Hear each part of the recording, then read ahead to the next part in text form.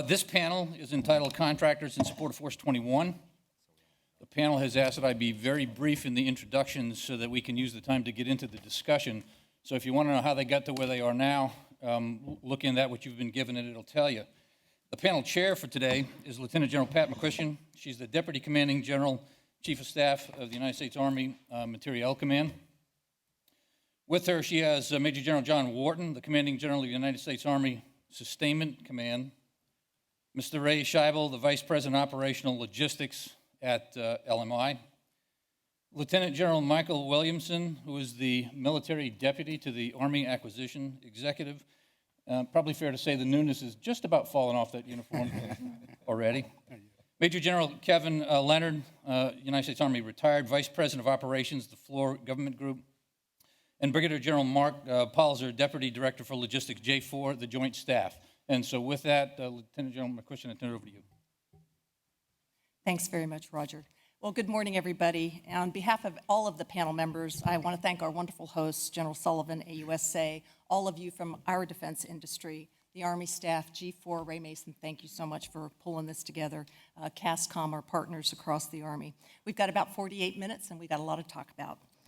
So for today, I thought we'd change up the panel composition a little bit. We're going to just make a couple of opening remarks here, and then we're going to hop right into the questions and answers. So we've got a set of Q&A that we think are important that you're interested in, but we're always willing to take yours. So we're going to give you a couple of minutes as we go through a couple of introductory questions and some thoughts. Start writing your questions out now, or just stand up, raise your hand, and we'll try to get to all of them. Two thoughts. We want to put the context in place here for the panel questions and answers. And, General Sullivan taught me this years ago. It's a quote from British historian Sir Michael Howard. And he wrote, "I am tempted to declare that whatever doctrine the armed forces are working on, they have got it wrong. I'm also tempted to declare that it does not matter that they have got it wrong. What does matter is their capacity to get it right quickly when the moment arrives. It is the task of military science in an age of peace to prevent the doctrine being too badly wrong." Now, I will say that I do not believe that we are entering an age of peace, but we are entering an age of uncertainty, and I believe that in an age of uncertainty, it behooves us all to be able to get it right when our moment arrives. So, 15 years ago, if this panel were meeting, we would spend most of our time discussing whether we needed contracting on the battlefield and could we count on contractors to be with us on the battlefield. That argument, that discussion is over. We have proved it over the last 13 years that we will always go to war with contracting partners and that contracts are critical to our ability to mitigate our risks, and that we can count on our contracting partners to be with us on the battlefield right there at the edge and on the line. So we will tell you, we know that contractors have always been an important part of our military. We believe contracting is a way of the future. It is in every one of our contingency plans. There is an annex for contingency contract planning. We have good experience over the last 13 years, and we know we can get better at it. We will only get better at it if we work together to do so. So I'm going to ask, we've got just a couple of videos to kind of get your minds going on what the future might look like. And we're going to ask Kevin Leonard to introduce those two video spots. And then we'll jump into Q&A. Okay, so I want to move from Michael Howard to a different strategist. His name was Yogi Berra. He offered that the future just ain't what it used to be. And so with that in mind, I'm not going to show films of the company I currently work for, but when I retired, I went to work for a small little startup firm on the West Coast. You may have heard of them. They're called Amazon. And so I brought a couple, just very short clips, just to stimulate some thinking about what tomorrow, what 2025 might look like with regard to logistics. If we can run the first clip, please. Take all day. There's gotta be an easier way. I wish there was just a magic shelf. I could say what I want, magically appear. I could say software.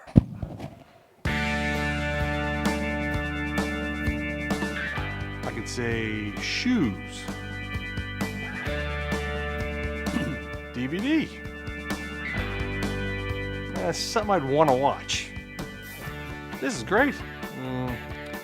Shampoo, big bottle.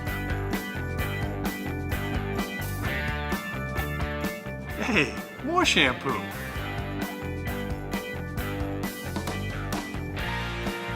Butterscotch chips.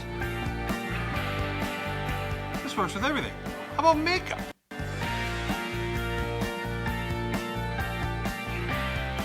This isn't magic. This is real. And easy to use. The orange robots deliver shelves of inventory to pick stations. The laser points at the items to pick. The screen tells me how many. A quick scan to confirm, and a bin light indicates which order to put them in. The magic shelf isn't real, but the Kiva mobile fulfillment system is. This order picker has Shut crossed that over off. to a better way to... Go to the next video, please. So robotics inside our warehouses, it's a reality in DLA now. Other places, certainly Amazon counts on robotics to enable delivery. And this next piece talks about what I think Amazon views as its next step. Some of you have seen this on 60 Minutes, parts of it.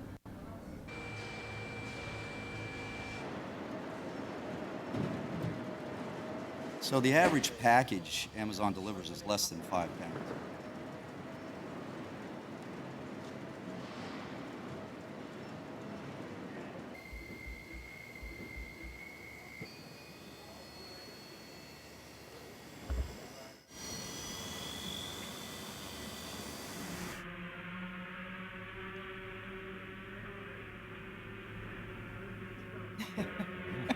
That's going to the Mason household with a beer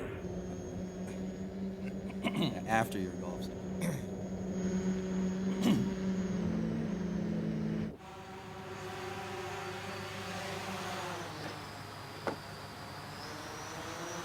The happy customer comes out. We can shut it off there.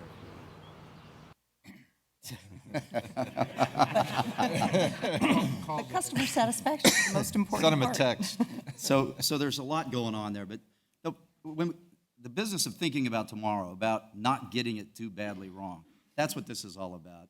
And my point here is that industry offers the entire Department of Defense, and dare I say others, this opportunity to leverage what's going on. Why does industry chase these things? Because it's about business, it's about profit, and I think there's room for us to, DOD, to look at how we can do that.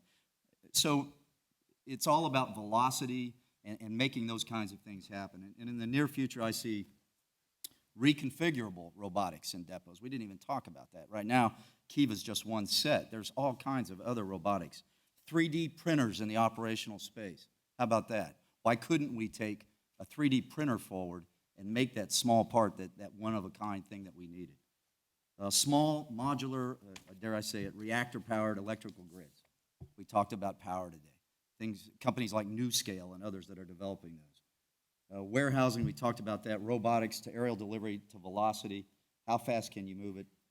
And then one of my favorites, and I wish we'd have had these, Ray, autonomous unmanned convoys that could deliver between A and B. I think about how many lives we might have been able to save even beyond the armoring effort. So that's all I've got, and Pat, back to you. Okay, I do want to just point out a couple of things. Those are great technologies. I will point out that we do have robotics inside the industrial base, the organic industrial base, as well as our commercial partners certainly have a lot of robotics investment. But we've had robotic supply systems inside our depots for over 20 years. We have had 3D printing on the battlefield for the last 5 or 6 years. So over in Afghanistan, if you go over there now and you have a one-off requirement, our research, development, engineering, we send engineers over as part of our forward area science and technology team, and they can actually fabricate items with a 3D printer on the battlefield right now. We've been doing that for many years, and we've got other technologies that we can use. Mobile parts hospitals. You know, with 3D printing, you're looking at things that you can make primarily with plastics right now. The other materials are not that affordable. This is a coin that I'm going to award to General Sullivan at the end of the panel. It is produced inside an organic depot with 3D printing. And so this is just a part of the technologies that we are looking at for the future. I mean, it's not the future, it's now, it's today. We're going to start the Q&A out going to General Williamson. for the first question. So over recent years, DoD has rolled out numerous initiatives under Better Buying Power and Better Buying Power 2.0. Most of these initiatives have a direct impact on our industry partners. In your opinion, which initiatives add the most value and which are the most onerous to industry? Michael? Thank you. I'd like to start by, there's this old joke that says, I'm sorry for the long letter. If I had had more time, I would have written a shorter one. I think that really gets to really the intent of looking at things like better business power. And that's really, how do you invest a lot more time up front, thinking through your contract strategy, looking at affordability, looking at efficiencies. And so people will talk about better business power, 1.0, 2.0, and there's actually a discussion now from Mr. Kendall on 3.0, and I think there's a lot of value. But what I would argue is that this is about a cultural change from our folks who do procurement and contracting and taking a much more broader approach to how you can build affordability into the work that you're doing. I don't view this as onerous. What I really view this is that now we are trying to take and look for opportunities, and that's a discussion that has to occur between both the procurement side, the procuring officials, and the industry vendors that are engaged in providing solutions. And I think once you start to do that, you see the real value that you're going to see come out of better business. So today, I think there's very few programs that you could not identify where the program manager, the contracting professionals have identified cost savings. And a lot of that has occurred through discussions with the vendors, not only on things like the contract strategy, but on the solution set.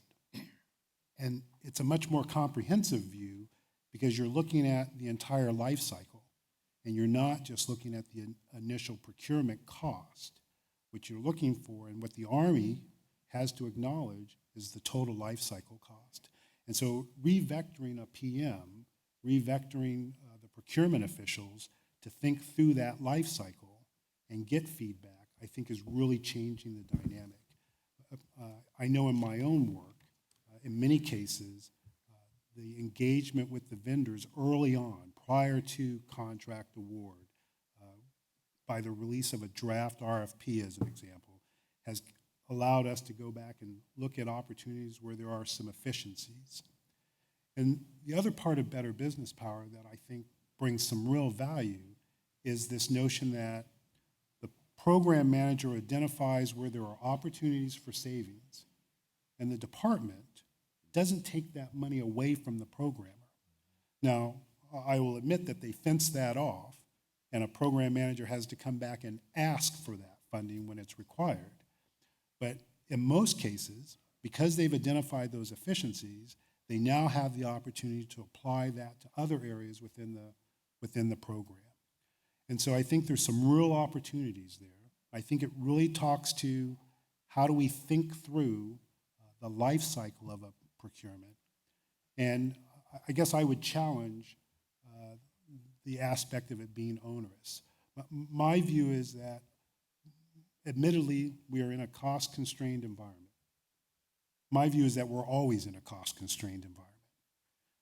But in this case, what we're asking our program managers and our vendors to do is think through this, look for some innovation, look for some opportunities. And if we consider that to be onerous as we go through these engagements, then I don't think we're approaching the problem from the right view. Thank you. So General Palzer, from a joint perspective on the J4 staff, you want to address that question as well? Wasn't sure, you can't see with the lights here what's on. Just real briefly, because General Williamson did such a good job of making sure he said everything I was going to say. I think one of the key point was what he addressed at the very end, is that the most important part of Better Buying Power 2.0 is incenting productivity, innovation in industry and government by better defining value and best value. Both the government and industry makes out. I'm going to leave it at that. Okay, I'll ask our industry participants if they've got any thoughts they'd like to share. I think better buying power has a lot of benefits to it. The key to industry, of course, is the business case. It was mentioned earlier about the return on investment. I think industry, for the most part, are very patriotic and willing to go the extra mile. We believe sincerely that we're here to help the government succeed. The life cycle, from a logistics standpoint, emphasizing the life cycle management cost of a system is key in a soapbox we've been on for a long time. And I agree particularly with the PMs that it seems like the logistics portion for the PMs has always been short shrift, mainly because they're only there for a short amount of time and they get rewarded for putting that fighting piece out regardless of what the life cycle costs are. So I think that's key. To emphasize one part would be the life cycle management cost is key to the future. Correct. So I think as General Williamson talks about addressing the requirements much earlier in the life cycle of our systems is going to be absolutely critical to ensure that we don't trade off in the KPP arena those things that contribute to the life cycle cost, the 75 to 90% of the cost of a piece of equipment in the sustainment phase. Okay, as we look to the future of contracts and contracting, DoD talks more about insourcing workload and services to organic sources. What strategies should we pursue that will balance the requirements for the health of the entire industrial base, commercial and organic? Michael? Okay. You're up. So I'm going to answer this a couple of ways. So first, I want to talk about the importance of the contracting piece. So I think we will all acknowledge this notion of the contingency contracting that's occurred in support of 13 years of war. But there's also this other piece that everything that a soldier wears, carries, rides in, shoots, eats, all is based on some contract vehicle. And I think we take that for granted often. But there's another aspect to it that I think we also take for granted, and that's this notion that we spend most of our time talking about contract award. The reality is I like to have the conversation with people that looks at the contracting enterprise kind of like an iceberg. And that top part that you see is the award aspect. And everything below the surface, which is 2/3 of it, is the contract maintenance and contract closeout and all of those things associated with execution. And one of the challenges that we have as we look forward is when you take a look at what's going to occur in terms of sizing the workforce, one of my biggest concerns is making sure that we have the expertise, the trained and experienced contracting professionals to accomplish the mission. And again, I go back to my starting point where everything we use, eat, wear, all of those things had to go through a contracting professional. And so we have to look at that internally in terms of the Army, but also you have to look out in terms of our industry partners, in terms of building relationships with the contracting professionals that are also as part of the industry base. So this concern about contracting professionals has to go beyond just my internal contracting folks and those that are within AMC. We also have to look at it as an enterprise. I appreciate that. You are not, no, this is exactly what we want to happen. Sure. One of the debates we're having inside the Army right now is this balance between, as Pat laid out, organic or contracted out. And I'm really talking about in the early stages of the battle. So I'm not saying that the battlefield in Iraq and Afghanistan wasn't legal. If you're getting shot at personally, it's legal. If an IED's blown up on your vehicle, it's incredibly legal. But there's battlefields of the future that could be even much more legal. In fact, we had the Israelis in a couple weeks ago, and they were describing to us their operation, this is now 2 years ago in Lebanon. And their entire process and their battlefield operating systems had to change.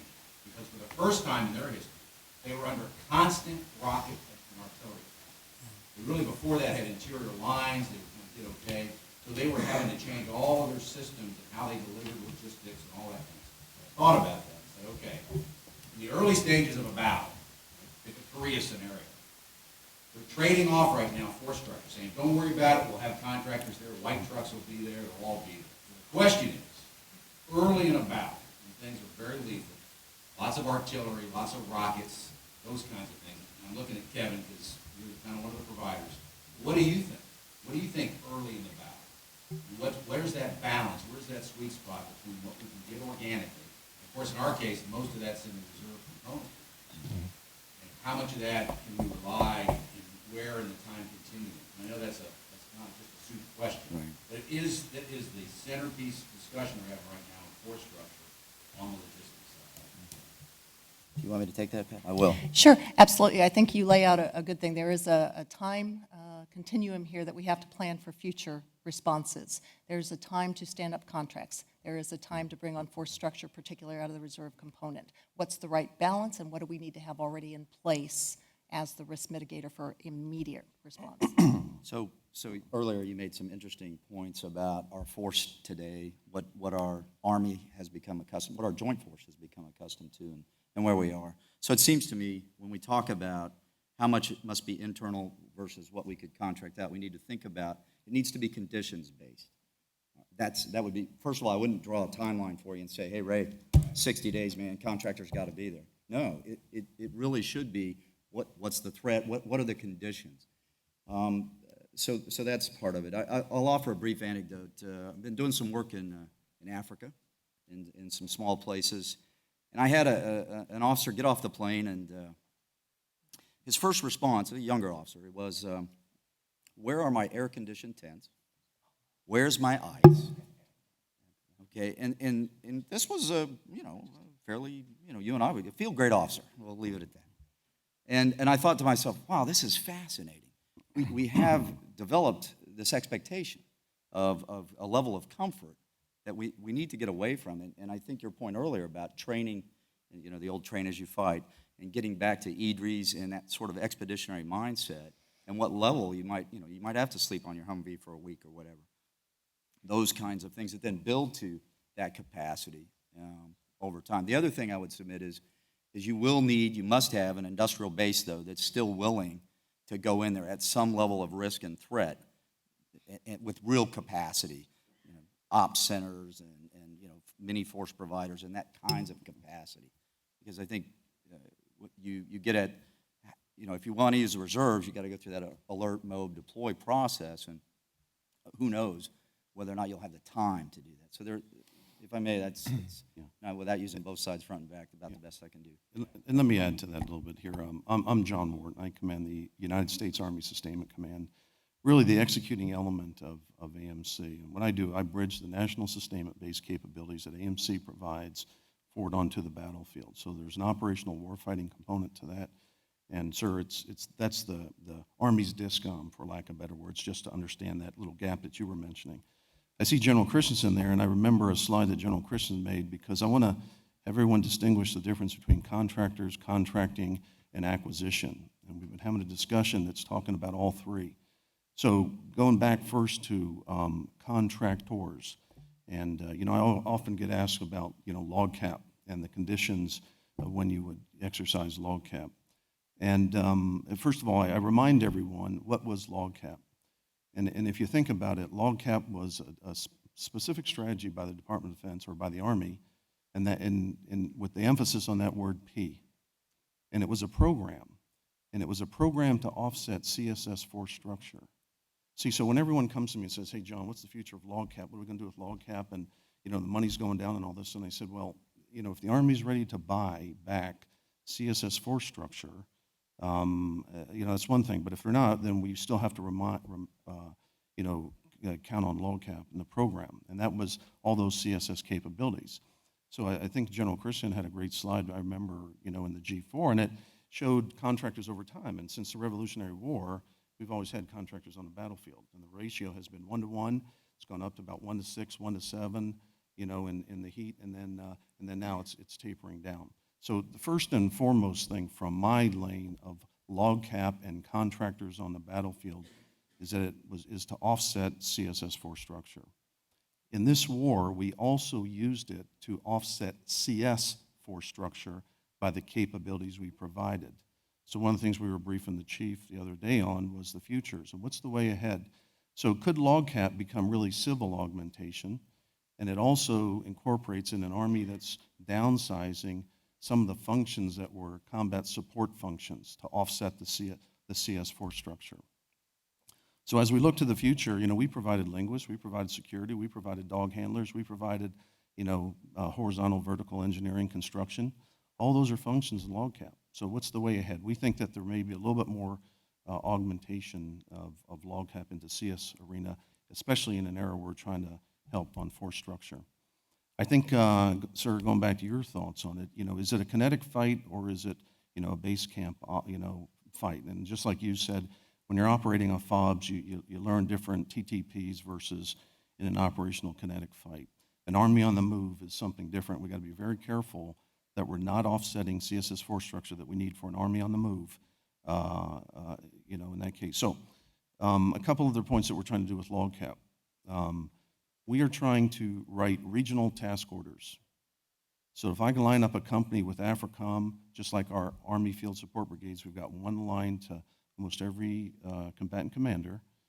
If I can line a regional task order up that they can respond in 48 hours, they can make the host nation agreements, they can get all the country clearances and be ready to respond.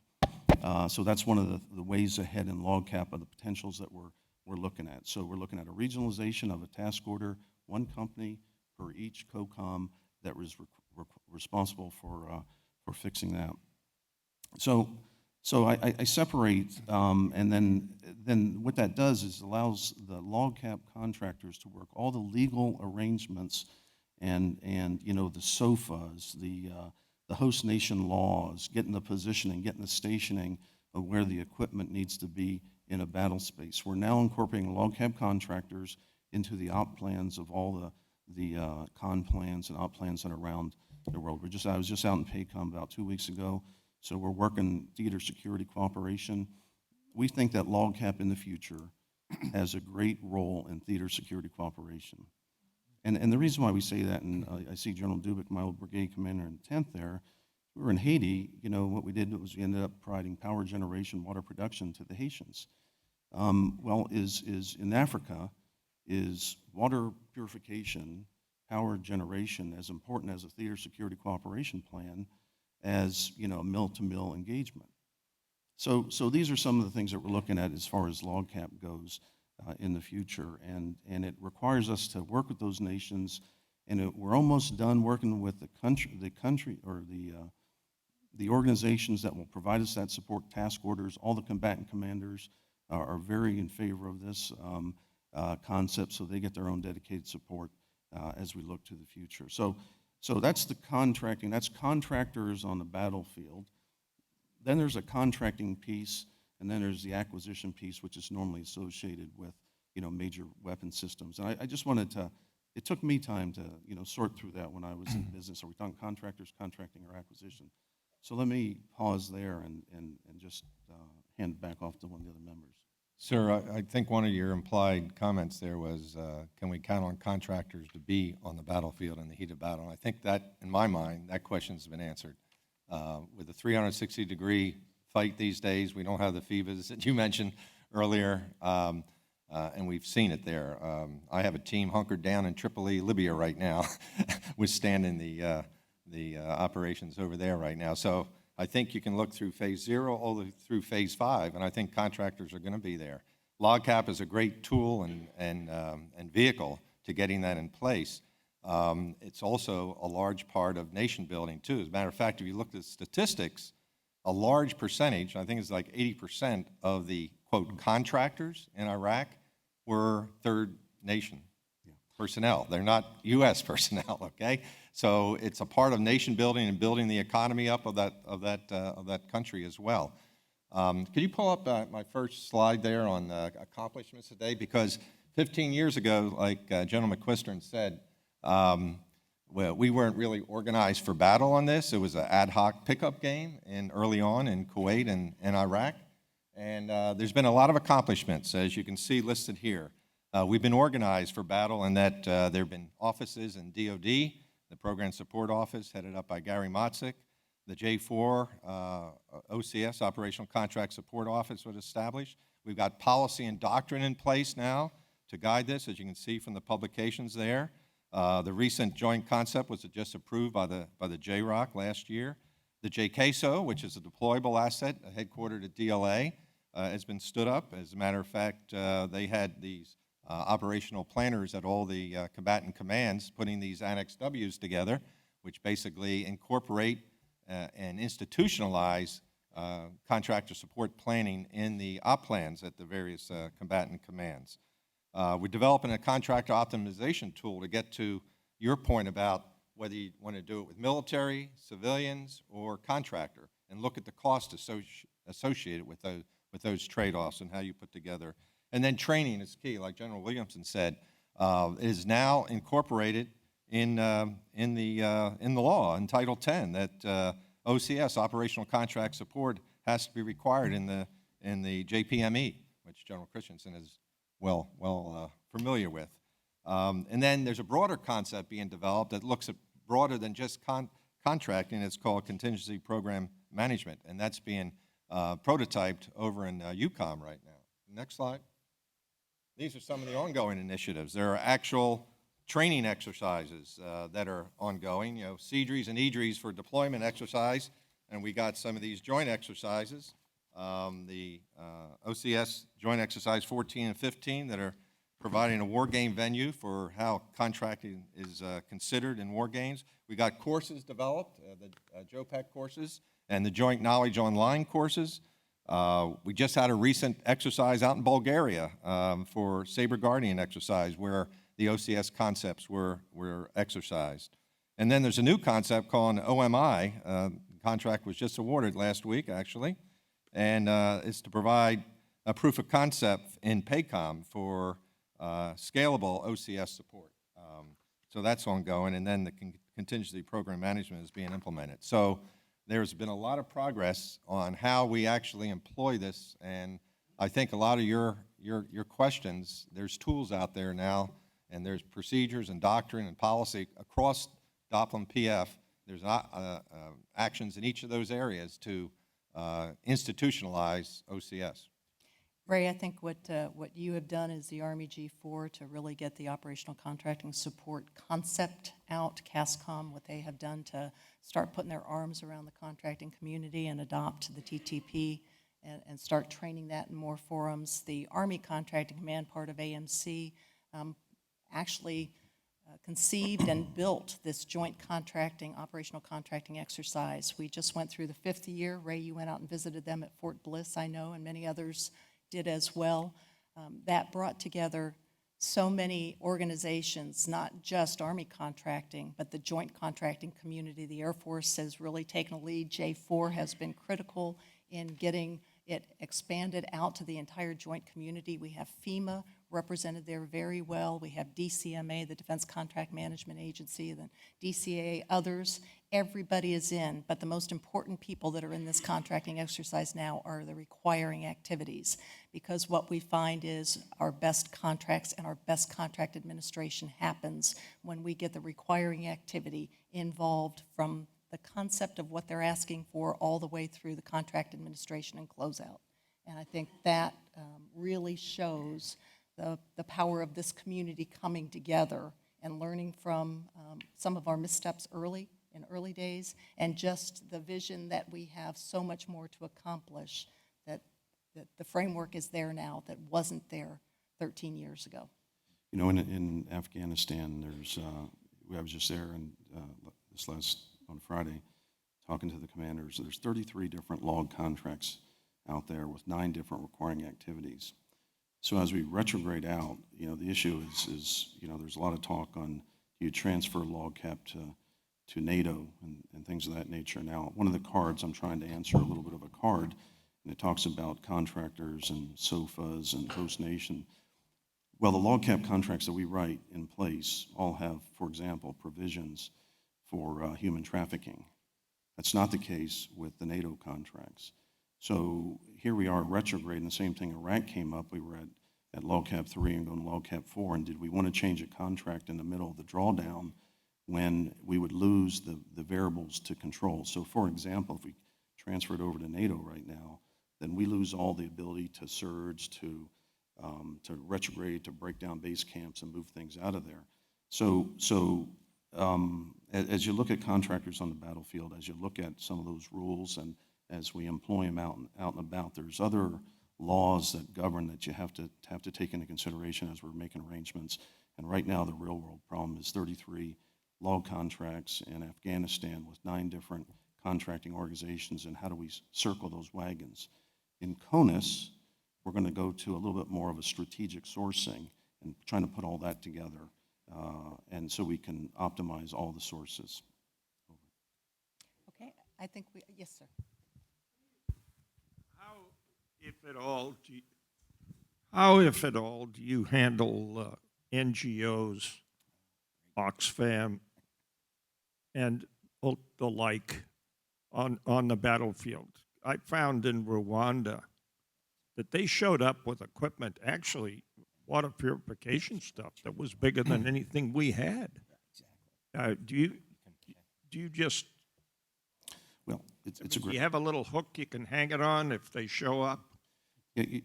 Well, sir, and I'll turn it over to our industrial, but let me just, it's a very key point that you're saying, because one of the things, the difference between, as General McQuistion mentioned, the Expeditionary Contracting Command, there's a difference. I want a logistician designing a concept of support to an operator's concept of operation, and then translating that to a contract. So that's point one. The difference what Ted Harrison does, and he'll go directly and allow a contingency contract. So we want operators doing ours. Now, I will turn it over here, but we do have exactly that. Based on requirements, what is the concept of support to sustain that theater, that operation, that area? And then we have written into the log cap, they'll bring in the equipment that's required to meet that task order. So let me turn it to them. I had one example. If I remember right, in Rwanda, there was very limited control of what was arriving at the airfield. And in Haiti, it was a difference, because in Haiti, we basically controlled the airfield, and you had to have a slot, an approved slot to land. So we controlled a lot better what was coming in. So that's kind of a lesson learned for the future. If you recall, there was an international incident because I think it was Swedish medical plane came in or whatever and couldn't get a slot, and they got all upset and everything. But that's kind of the fallout from that. But we did a much better job of controlling, particularly since Haiti is a country run by NGOs. There could have been a lot of conflict in what was coming in on there, and particularly early on, you have to control the flow in. I think part of the lessons that we learned from Rwanda and a humanitarian crisis on that scale is the importance of having the lead federal agency designated, and then once you establish that, how all of the other elements of national power come in and plug into an organization to do that. So where you had NGOs, I mean, there was no one in charge, no lead in Rwanda that was trying to, that had the ability to deconflict all of the activity that was going on in support of relieving that humanitarian crisis. And I think what we did learn from Haiti, some of the lessons learned from Haiti, was establishing those lines, lead federal agency, and then the DoD's reporting channel, and the way they synchronize the activity around for that lead federal agency. Yes, sir.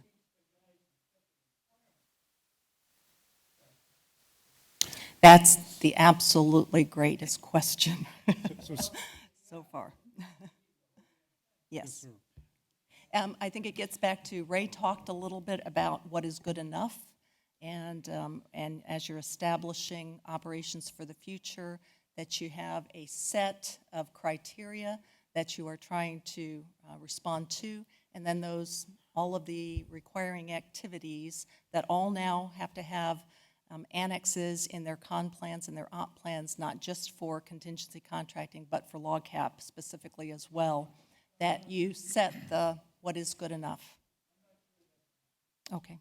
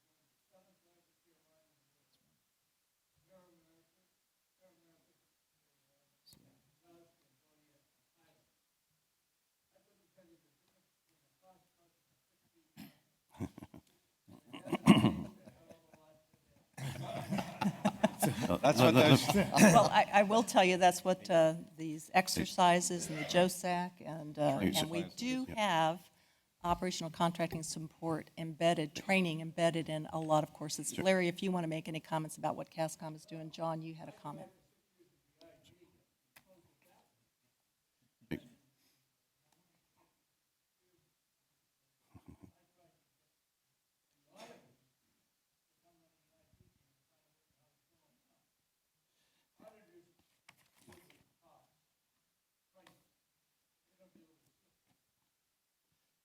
He's-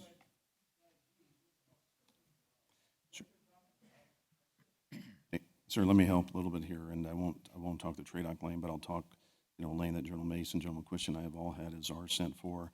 And I also have, as part of this, I have the Eagle. As the Army Sustainment Command, we received, the 73, what used to be DOLs, 90% now CONUS-based Army. How do we sustain and project a CONUS-based Army?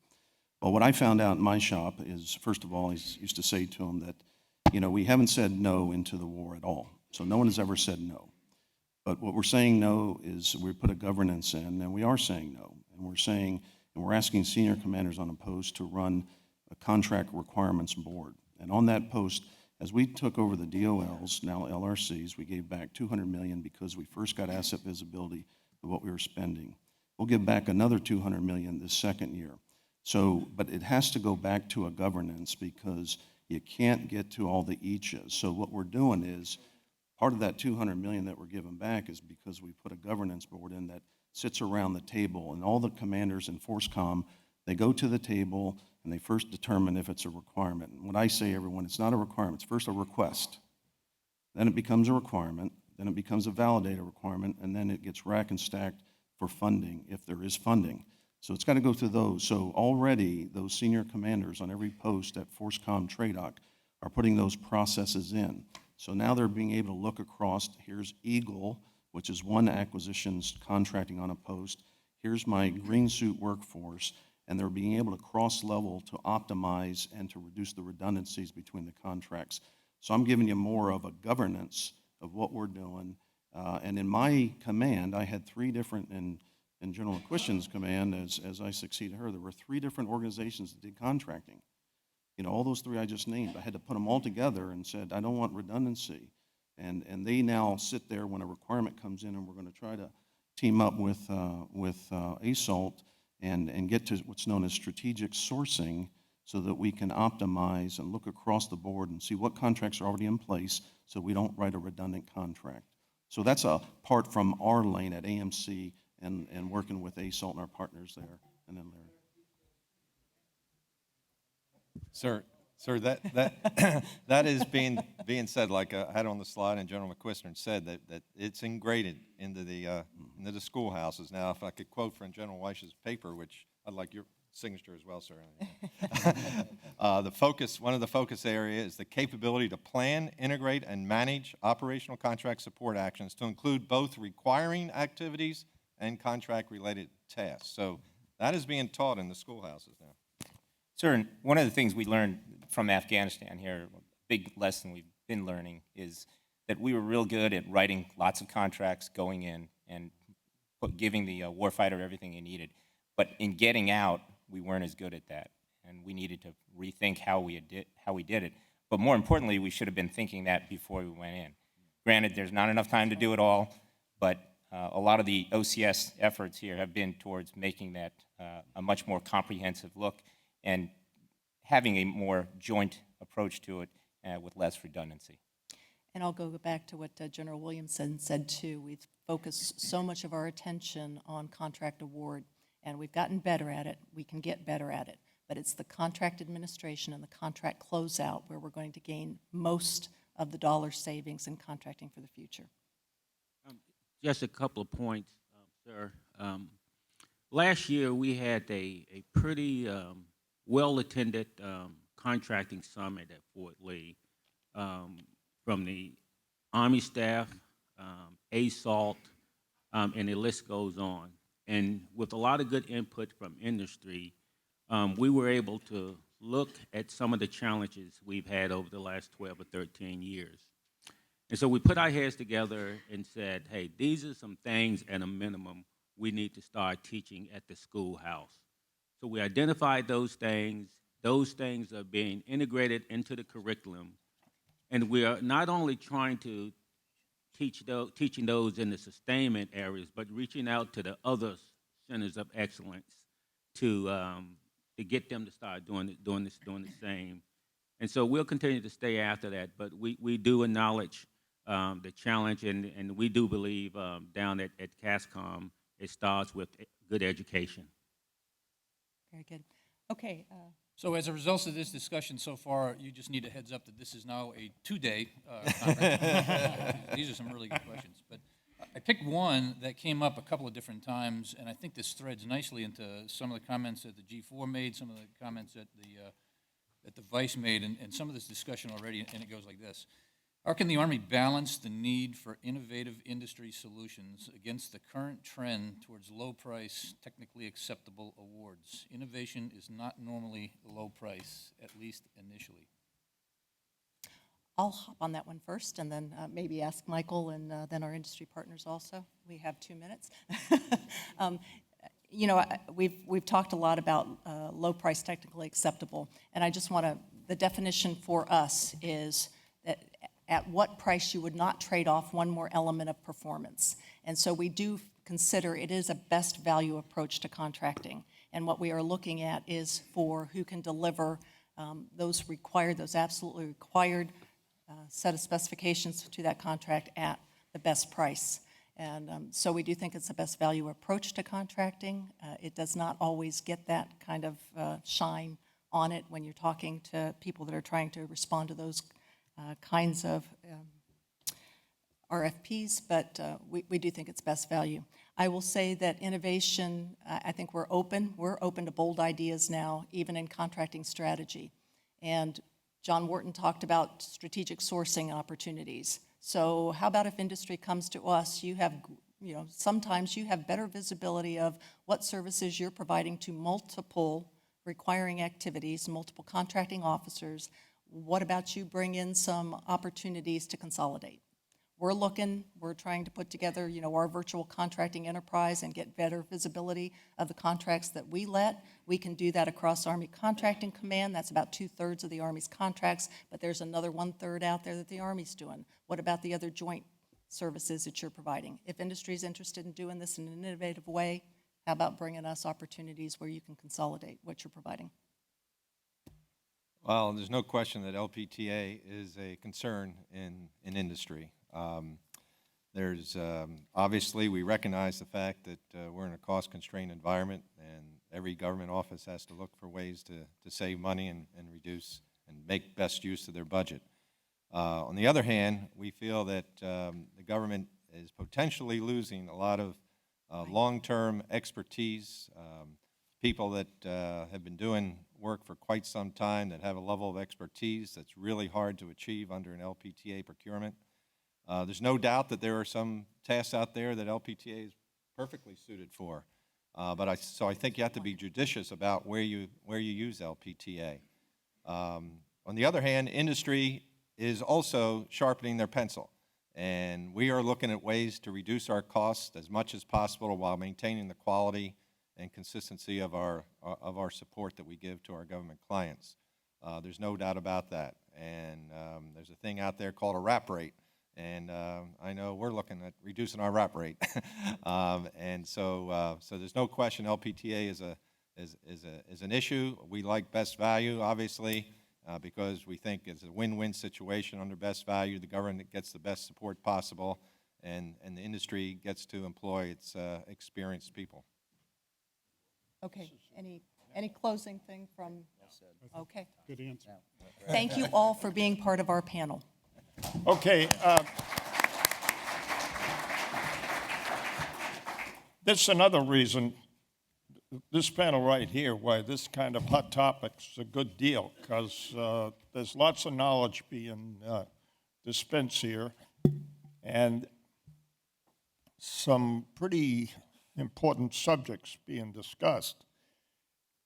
This low price, whatever the acronym is, LPTA. Sounds like a golf association. What are the, Max Thurman would say, well, what's the numerology? I mean, how much success is there? We let a contract for 3 months, then all of a sudden have to go back to somebody who can really do the job? I mean, what do we know after 12 years of war? Anything? So my answer is that there is some data that says if applied to the right type of thing. So I think the previous answer was a great one in the context of there are places where those types of contracts are good. And I'm going to make in the most general terms, there are some commodity procurements where it makes sense to apply that. There are some other areas where it requires specialized skills, training, expertise, that you may not want to use that type of vehicle. And so I think to your point, the analytics have to be applied to where is the best application. Okay, well, some of these are kind of imponderables, and you may not have enough longitudinal data. Anyway, I mean, if a morning like this can get me enthused, you got it, okay? So whatever the secret sauce is, it works, because this is an important subject, the whole morning.